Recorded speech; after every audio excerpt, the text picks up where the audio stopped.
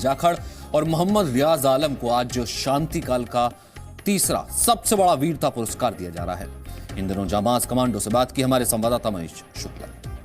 महाराष्ट्र में जहां नक्सलियों के खिलाफ एक बड़ा ऑपरेशन हुआ है, कई नक्सली मारे गए हैं, वहीं हमारे साथ इस वक्त सीआरपीएफ के कोबरा कमांडो हैं। ये वो कमांडो हैं जिनको राष्ट्रपति आज शौर्य चक्र दे रहे हैं, क्योंकि जिस तरीके से चाहे वो छत्तीसगढ़ हो या झारखंड हो या फिर महाराष्ट्र हो, लगातार ऑपरेशन हो रहे हैं। हम इनसे बात करते हैं किस तरीके से यह ऑपरेशन अंजाम दिया गया था और कितनी बड़ी बात है कि उनको इतना बड़ा सम्मान मिल रहा है बहादुरी का। सबसे पहले विकास जी, आप ये बताइए कि किस तरीके का ऑपरेशन था, क्या इनपुट्स थे आपके पास? जी, ये 23 नवंबर 2016 को ऑपरेशन हुआ था। हमारे कमांडेंट श्री कमलेश सिंह के द्वारा हमको इंटेलिजेंस मिला था कि वहाँ पे सेंट्रल कमेटी मेंबर सुधाकर और अरविंद जी 50-60 के अपने कैडर के साथ स्टैंड के साथ में वहाँ पे कैंप कर रहा है। उसके बाद में फर्स्ट लाइट पे 23 तारीख की फर्स्ट लाइट 4:30 बजे मैंने अपने ट्रुप्स को 3 हिस्सों में बांटा, 3 टुकड़ियों में बांटा।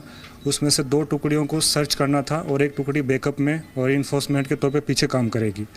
उसमें एक टुकड़ी को मैं लीड कर रहा था जिसमें रियाज भी थे।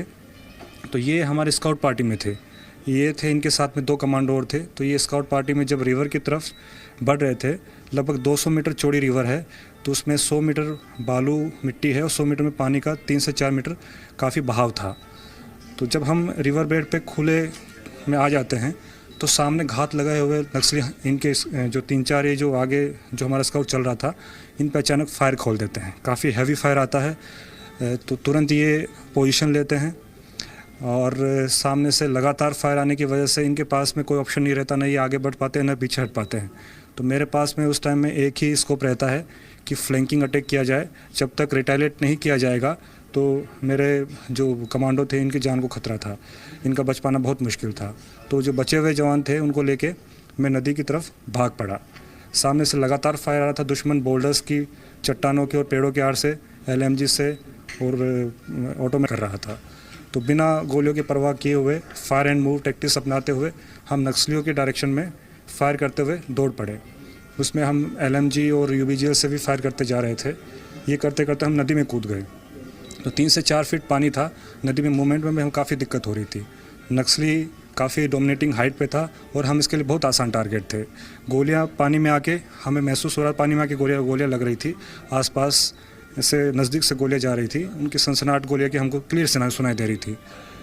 ये सब जब हम नक्सली के बिल्कुल करीब पहुँच जाते हैं तो उन्हें लगता है कि अब फोर्स हमें घेर रही है और उनके बचने का कोई उपाय नहीं। तो जो नक्सली हम पे फायर कर रहे थे वो पीछे हटने लगते हैं। हमारे सपोर्ट फायर की वजह से रियाज को भी काफ़ी उसमें उसका हौसला बढ़ता है और अपने तीनों जो ये स्काउट के साथ में खड़े होकर ये फायर स्टार्ट कर देते हैं। उसमें 2-3 नक्सलियों को हम तुरंत ढेर कर देते हैं नदी के अंदर ही। 2 नक्सली पीछे हटते हुए एक बोल्डर के आड़ में आके और फिर हमसे फायर करते हैं। बोल्डर्स के आड़ से लगातार फायर करते हुए नक्सलियों को हम इंगेज रखते हैं। 10-15 मिनट में उनको भी हम ढेर कर देते हैं। उसके बाद में जो सामने रिवर क्रॉस करते हुए जो नक्सल्स की डोमिनेटिंग हाइट थी उसको हम कैप्चर कर लेते हैं और वहाँ पे पहुँच पे नक्सली जो मेरी पोजीशन थी उस पर एक ग्रेनेड फेंकता है। तो मैं अपने साथियों को चिल्ला के पोजीशन लेने के लिए ज़मीन पर लेट जाने के लिए बोलता हूँ। तो ग्रेनेड से बचकर हम नक्सलियों पर बिल्कुल क्लोज क्वार्टर से अटैक करते हैं, उस पर एक नक्सली को वहीं ढेर कर देते हैं। ये पूरे ऑपरेशन के दौरान हमको वहाँ पे फिर सर्चिंग के दौरान 6 नक्सली की डेड बॉडी मिलती है। बाद में इंटरसेप्शन और IB की रिपोर्ट में पता चलता है कि एक नक्सली को वो अपने साथ में डेड बॉडी को अपने साथ में ले जाते हैं।